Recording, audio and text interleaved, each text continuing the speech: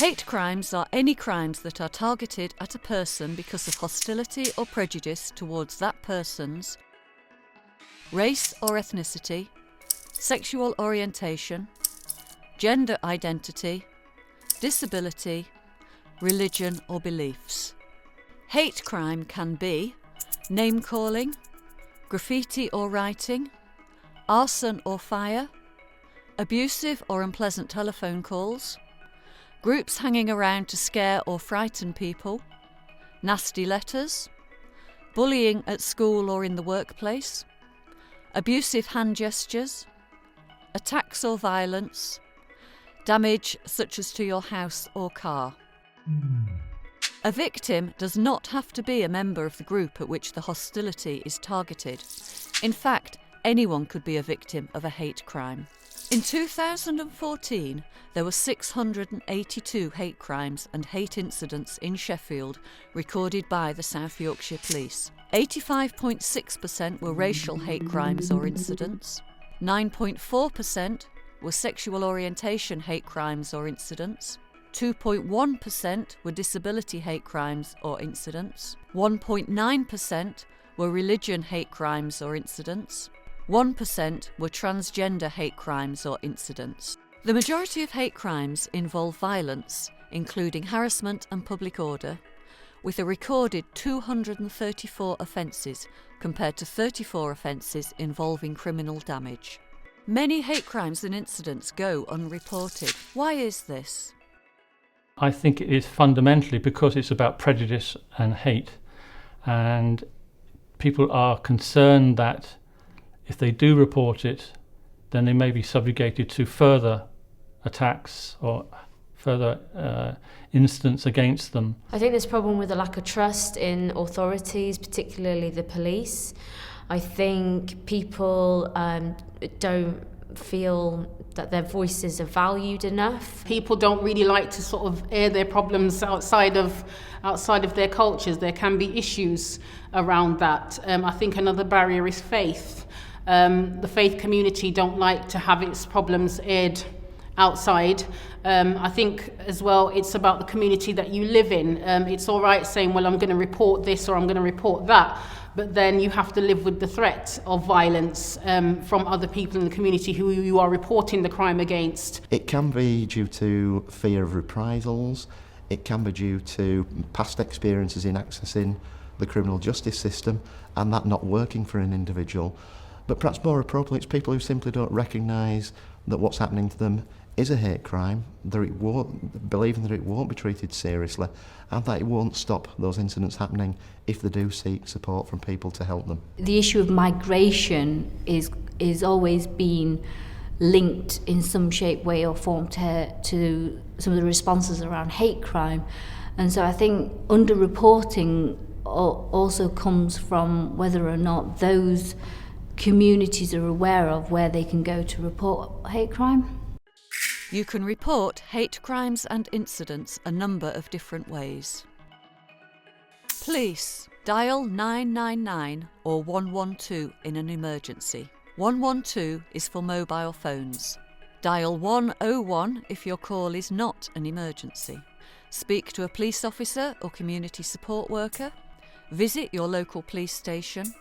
Go to Report.org's website and either report on the website or print off a reporting form which you can send to the police. Complete a self-reporting form and send this to your local police force. If you are deaf or have a speech impairment, you can use a text phone to call the police. Dial 18000 in an emergency. Dial 8001 101 if your call is not an emergency. Local agencies and community organisations in Sheffield can also report the incident on your behalf and provide you with advice and support. These are called third-party reporting centres. Examples include Childline, Citizens Advice Bureau, Victim Support, Sheffield City Council. There are many more, and a full list can be found at Sheffield City Council's website. You can also contact Crime Stoppers on 0800 555 111 or at their website. You do not have to give your name, and what you say is confidential. Stop Hate UK facilitates Sheffield's hate crime panel. Stop Hate UK also provide reporting services for LGBT hate crime and learning disability hate crime. These services are accessible 24 hours a day and available in Sheffield. For more information, visit their website.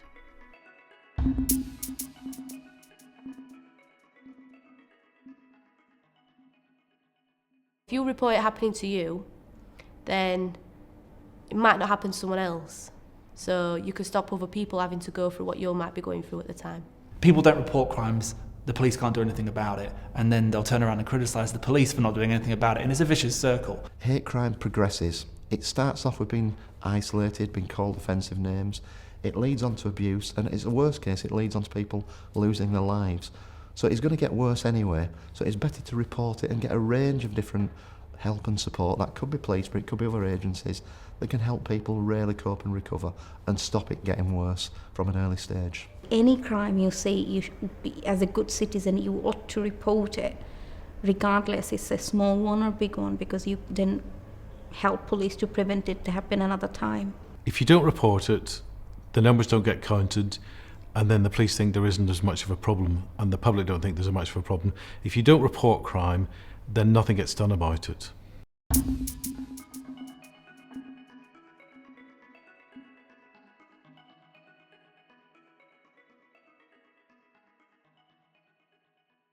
I'd reinforce the fact that a hate crime is still a hate crime, so the right actions need to be taken to make sure, try and limit what happens in the future. I'd try to make them feel that their voice is important and that we need to record this information to get an understanding of how widespread the problem is, because if we don't know how often it's happening, there's no way of responding to that and putting adequate resources in order to challenge it. If somebody was saying to me that they'd experienced hate crime but they were concerned about reporting it, then I would say, come to us. We will take your report seriously. We will treat you with respect and understanding. And what won't happen is that if you come to us, we won't force you down a line that you don't want to take. We will have a discussion about what course of action is best for you and best for other members of your community.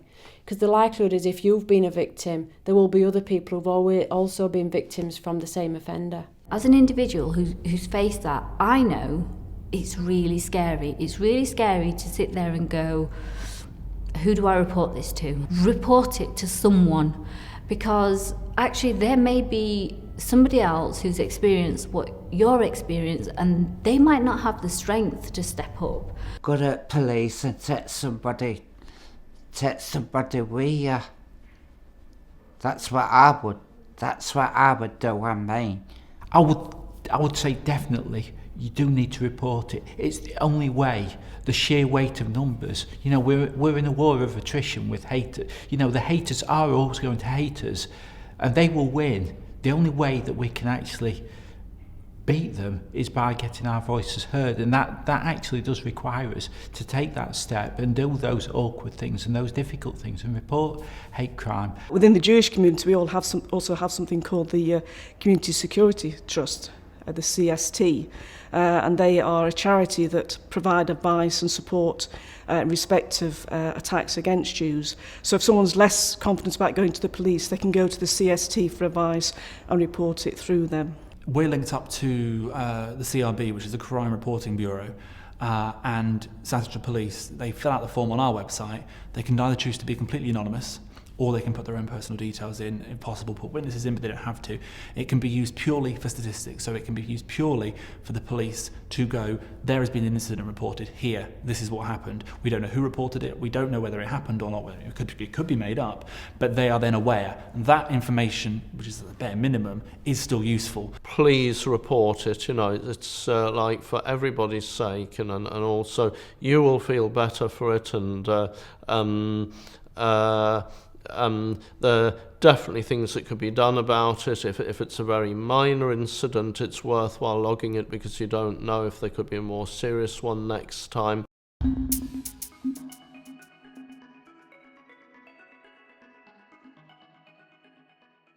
We talk to victims of hate crime every day on our helpline, and one thing I'd like perpetrators perhaps to think about is what it does to a person's life.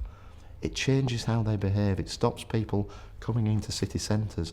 It makes people want to move house. It stops children going to school. It stops people using the trams, the buses. All because you perhaps think you're having a bit of fun because you've called somebody a name.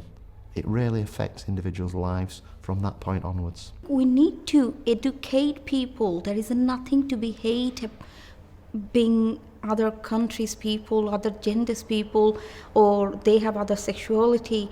Because end of the day, when you are in need, or God forbid, if you were in trouble, maybe those are the people who will come and help you.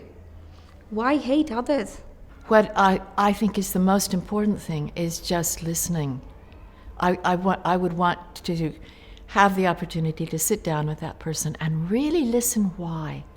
Because very often there is so much misunderstanding and there is so much fear from the person who initiates a crime like that. For me, it's about trying to get to the root behind what made you say that, behind where these feelings are coming from. How can we move on so that you're not repeating that behaviour? I would say, start your bullying, grow up, else someone would report it to police.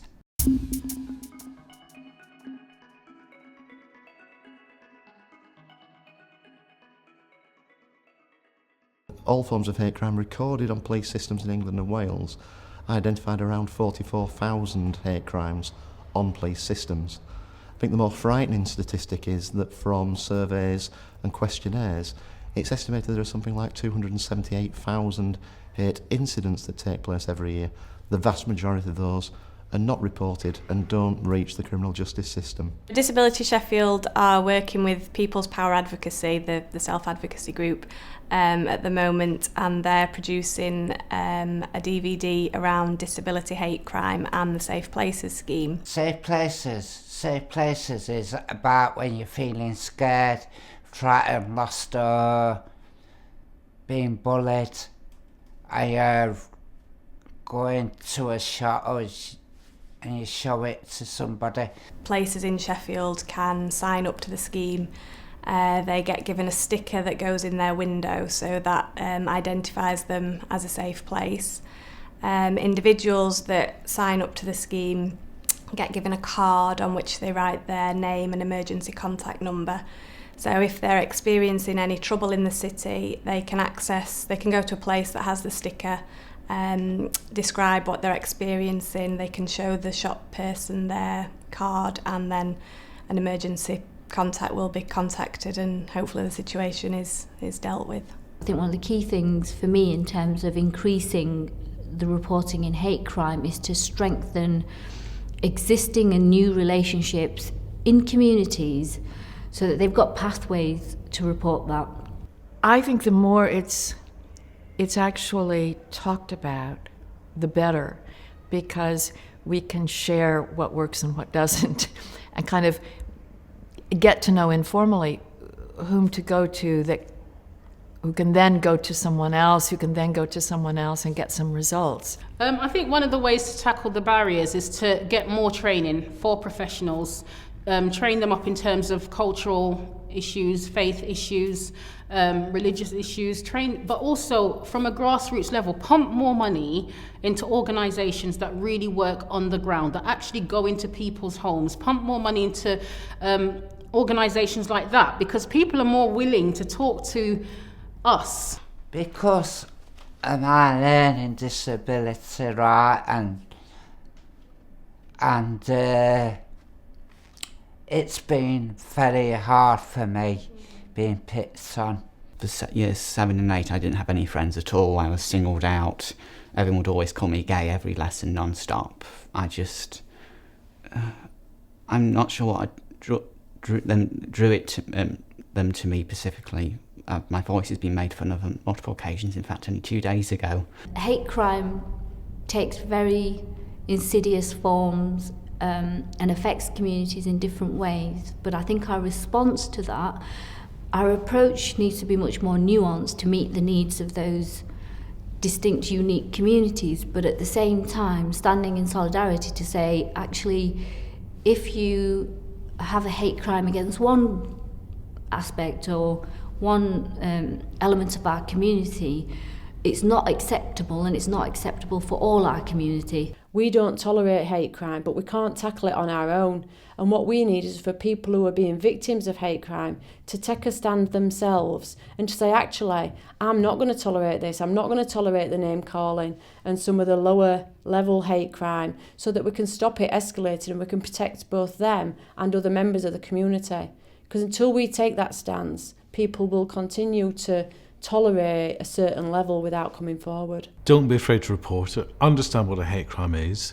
And if you feel you've been a victim of it, stand up and speak up. Don't keep quiet, because keeping quiet doesn't change society. And I'm speaking on behalf of people.